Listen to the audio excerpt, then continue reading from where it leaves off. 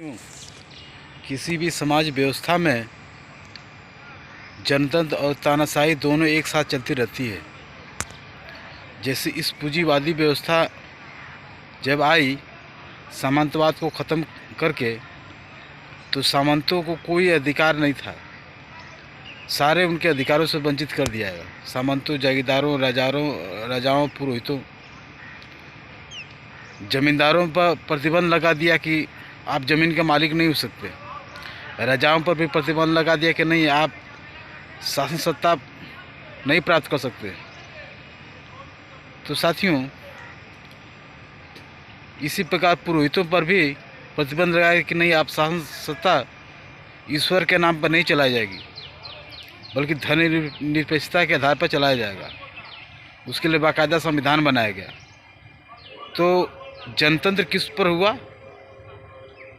यह पूंजीपति वर्ग को मिला। तानाशाही किस पर लगा? सामंतों पर लगा। ठीक उसी तरह साथियों, इस पूंजीवादी व्यवस्था में मजदूरों पर भी पूंजीपति वर्ग की तानाशाही होती है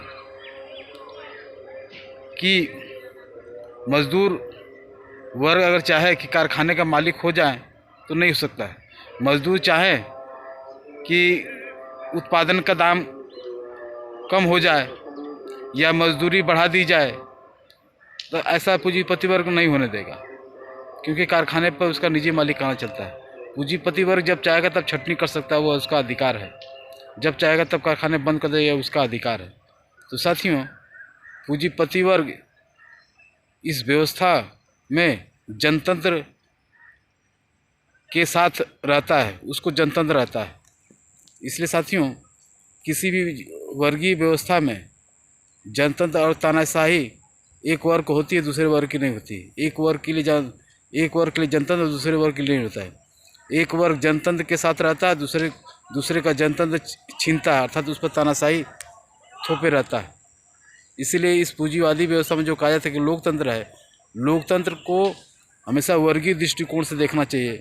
किस वर्ग को लोकतंत्र में अधिकार है, किस वर्ग को अधिकार नहीं, अर्थात उस पर तानाशाही है।